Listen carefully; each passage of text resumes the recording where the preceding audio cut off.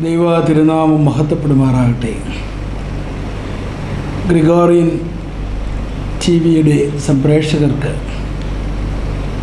ഓണ ആശംസകൾ നേരുവാൻ ഇടയാകുന്നതിൽ ദൈവത്തെ സ്തുതിക്കുന്നു. പൊന്നിൻ ചിങ്ങമാസത്തിലെ തിരുവോണ നാൾ, അതാണല്ലോ മലയാളികൾ അവരുടെ സാംസ്കാരിക ഔന്നത്യത്തിൻ്റെ ഉത്സവമായി ആഘോഷിക്കുന്ന ഓണം. ചിങ്ങമാസം പുലരുമ്പോൾ തന്നെ ഓണത്തിനുള്ള ഒരുക്കങ്ങളായി അത്തം നാൾ മുതൽ ഓണത്തിൻ്റെ കേളികൊട്ട് ആരംഭിച്ചു. നാടെങ്ങും പൂവിളികളും ഓണക്കളം ഒരുക്കലും തിരുവാതിരക്കളിയും കുമ്മാട്ടിക്കളിയും ഒക്കെയായിട്ട് ഓണത്തപ്പനെ വരവേൽക്കുവാൻ എല്ലാവരും ഒരുങ്ങുകയാണ്. ഓണത്തപ്പൻ മഹാബലി, അതിൻ്റെ ചുരുക്കമായി മാവേലി എന്ന് നാം പറയും. ഒരേ സമയം തന്നെ കഴിഞ്ഞകാല ഓർമ്മകളുടെ ഒരു അയവിറക്കം, നൊസ്റ്റാൾജിക് മെമ്മറി എന്നൊക്കെ ഒരു പക്ഷേ പറയാമായിരിക്കും. മറുവശത്ത് ഇനിയും വരുവാനിരിക്കുന്ന ഒരു കള്ളമില്ല, ചതിവില്ല, എള്ളോളമില്ല, പൊളിവചനം, കള്ളപ്പറയും ചെറുനാഴിയും കള്ളത്തരങ്ങൾ മറ്റൊന്നുമില്ലാത്ത, ആദിയും വ്യാധിയും ബാലമരണങ്ങളുമില്ലാത്ത ഒരു സുന്ദര കേരളത്തിൻ്റെ, ഒരു ദൈവരാജ്യത്തിൻ്റെ സങ്കല്പം. ഇതൊക്കെയാണല്ലോ ഓണത്തിൻ്റെ അർത്ഥതലങ്ങൾ. മഹാബലി എന്ന് പറയുമ്പോൾ പെട്ടെന്ന് മനസ്സിലേക്ക് ഓടിയെത്തുന്നത് ആരാണ്?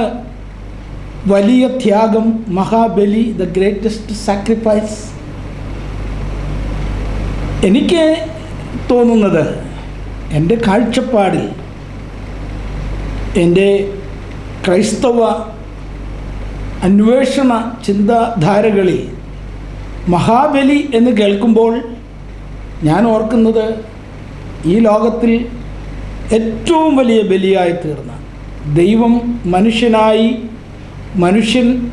മനുഷ്യകുലത്തിൻ്റെ നന്മയ്ക്ക് വേണ്ടി ബലിയായിത്തീർന്ന, യാഗവസ്തുവായിത്തീർന്ന, അതിലൂടെ ലോകത്തിനെ നിത്യതയിലേക്ക് പ്രവേശനം നൽകിയ, സ്വർഗരാജ്യത്തിൻ്റെ അനുഭവത്തിലേക്ക് പ്രവേശനം നൽകിയ ക്രിസ്തുവിനെയാണ് മഹാബലി എന്ന സങ്കല്പത്തിലൂടെ നമുക്ക് മനസ്സിലാക്കുവാനായിട്ട് കഴിയുന്നത്.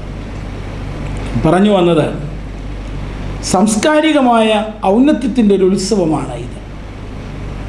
ജാതി, മത, വർഗ, വർണ്ണ ഭേദങ്ങൾക്ക് അപ്പുറത്താണ് ഓണത്തിൻ്റെ സന്ദേശം. സാംസ്കാരികമായ ഏത് വ്യാഖ്യാനത്തിലൂടെയും ഓണത്തപ്പനെ, മഹാബലിയെ നമുക്ക് മനസ്സിലാക്കുവാൻ കഴിയും. മഹാബലി ഏതെങ്കിലും ഇടുങ്ങിയ ചിന്തയിൽ അദ്ദേഹത്തെ ഏതെങ്കിലും ഒരു മതത്തിൻ്റെ ആയിട്ട് കാണേണ്ടതില്ല. മറിച്ച് മഹാബലി വിശ്വ മാനവികനാണ്. മഹാബലി നൽകുന്ന സന്ദേശം വ്യക്തവും ശക്തവുമാണ്. തന്നെ ഇല്ലായ്മയാക്കുവാൻ വരെ ഉള്ള ത്യാഗം, ദാനം, ക്ഷമ, കരുണ, ഇതിൻ്റെയൊക്കെ മൂർത്തവത് ഭാവമാണ് മഹാബലി. ഈ ഓണക്കാലത്ത് പ്രത്യേകിച്ച് പരിശുദ്ധ ദൈവമാതാവിൻ്റെ ജനന പെരുന്നാളിൻ്റെ കാലഘട്ടമാണ്. ഒപ്പം ദൈവമാതാവിനെ ഇന്നത്തെ ലോകത്തിന് കാണിച്ചു കൊടുത്ത മദർ തെരേസ, അവർ വിശുദ്ധ പദവിയിലേക്ക് ഉയർത്തപ്പെട്ടൊരു കാലഘട്ടമാണ്.